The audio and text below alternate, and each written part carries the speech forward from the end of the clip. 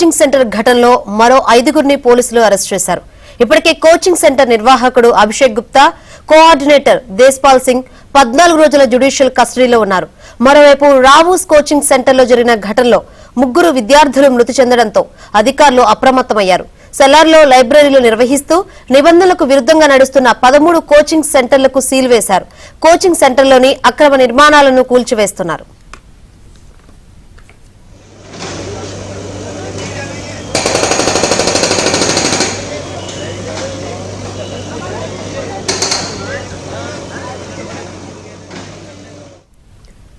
Rajendranagar IAS coaching సెంటర్లో జరిగిన ఘటనపై బీజేపీ ఆగ్రహం వ్యక్తం చేస్తోంది.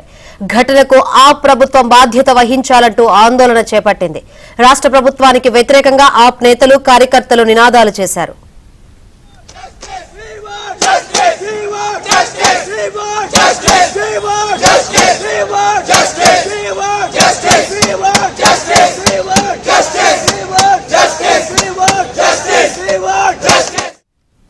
ఈ నేపథ్యంలో ఉద్రిక్త పరిస్థితులు ఏర్పడ్డాయి. బీజేపీ కార్యకర్తలను పోలీసులు అడ్డుకున్నారు.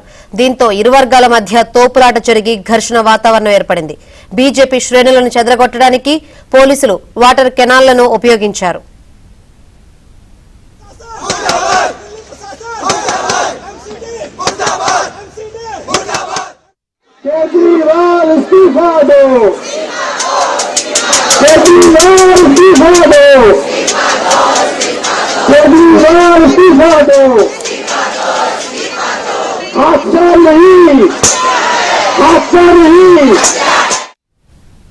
ఢిల్లీ కోచింగ్ సెంటర్ ఘటనలో మరో 5గురిని పోలీసులు అరెస్ట్ చేశారు. ఇక ఇదే విషయం గురించి మరింత సమాచారాన్ని మా ఢిల్లీ ప్రతినిధి సతీష్ అడిగి తెలుసుకుందాం. Satish. Shankari, Rajendra Nagar Rao's IAS coaching centre లో శనివారం సాయంత్రం ఢిల్లీలో కురిసిన వర్షానికి ఒక్కసారిగా కోచింగ్ సెంటర్ కింద ఉన్న సెల్లార్ లోని లైబ్రరీ హాల్లో ఒక్కసారిగా వరద ప్రవాహంతో విద్యార్థులంతా చిక్కుకొని పోయారు. కొంతమంది విద్యార్థులు బయటపడినప్పటికీ మరో 3 విద్యార్థులు మాత్రం నీట మునిగిపోయి మృతి చెందడం జరిగింది. 3 విద్యార్థులకు సంబంధించి వెంటనే ఫైర్ సిబ్బంది చేరుకొని నీటినంతా బయటికి తోడి విద్యార్థులను ఆర్ఎంఎల్ హాస్పిటల్లో మార్చరికి మృతదేహం తరలించారు. అనంతరం పెద్ద ఎత్తున కూడా రాజేంద్రనగర్ అంతా కూడా యూపీఎస్సీ ప్రిపేర్ అవుతున్న విద్యార్థులంతా కూడా రోడ్లపై కూర్చొని గత 2 రోజుల నుంచి కూడా ఆందోళన వ్యక్తం చేస్తున్నారు. ఇక ఐఏఎస్ రావు కోచింగ్ సెంటర్ కు సంబంధించి ప్రధానంగా నిర్వాహకులుగా ఉన్న అభిషేక్ గుప్తా, కోఆర్డినేటర్ దేశ్పాల్ సింగ్ కు 14 రోజుల జ్యుడిషియల్ కస్టడీ విధించింది. ఇక మరోవైపు మరో 5గురిని కూడా ఢిల్లీ పోలీసులు అరెస్ట్ చేసి మరింత విచారణ కొనసాగిస్తున్న ఘటన గల కారణాలు ఏంటి, విద్యార్థులు ఆ సమయంలో ఉన్నప్పుడు అధికారులు నిర్వాహకులు గానీ పైన ఉన్న అధికారులు గానీ ఎందుకు ఇన్ఫార్మ్ చేయాలన్న కోణంలో కూడా ఇప్పటికే దర్యాప్తు కొనసాగుతుంది. మరోవైపు ఢిల్లీ కోచింగ్ సెంటర్ లో ఎక్కడైతే కోచింగ్ సెంటర్ లోనా కోచింగ్ సెంటర్ లో అన్నింటినీ కూడా అక్రమ నిర్మాణాలు ఎక్కడెక్కడ చేపట్టారన్న కోణంలో కూడా ఇప్పటికే ఎన్సీడీ కొంత దృష్టి సాధించింది. మరోవైపు ఢిల్లీ ప్రభుత్వం కూడా అప్రమత్తమైంది. ఇప్పటికే చెట్ల పేరు మూటగట్టుకున్న నేపథ్యంలో మొత్తం అధికారులు కూడా రాజేంద్రనగర్ అంతా కూడా మోహరించారు. దాదాపు 13 కోచింగ్ సెంటర్లలో ఉన్న సెల్లార్ లో ఉన్న లైబ్రరీలన్నింటినీ కూడా ఇప్పటికే సీజ్ చేయడం జరిగింది.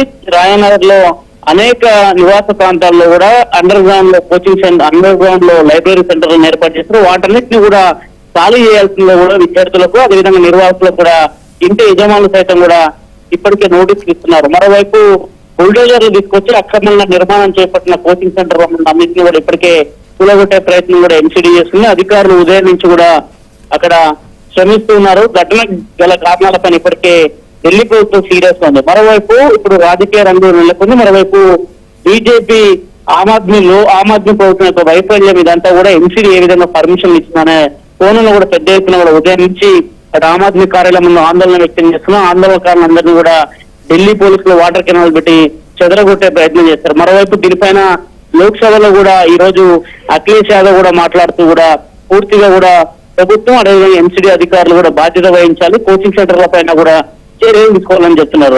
లోక్సభలో, రాజ్యసభలో కూడా దీనిపైన పెద్ద ఎత్తున ఉదయం కూడా వాయిదా తీర్మానం ఇవ్వడం జరిగింది. మరోవైపు ప్రస్తుతం రాజేంద్రనగర్ లో మాత్రం ఆందోళనను విద్యార్థులు కొంత విరమించినప్పటికీ కూడా ముఖ్యంగా కోచింగ్ సెంటర్ లో నిర్వాహకుల పైన పెద్ద ఎత్తున కూడా చర్యలు తీసుకోవాలని డిమాండ్లు వస్తున్న నేపథ్యంలో మొత్తం ఈ కేసులో 7గురిని అరెస్ట్ చేశారు.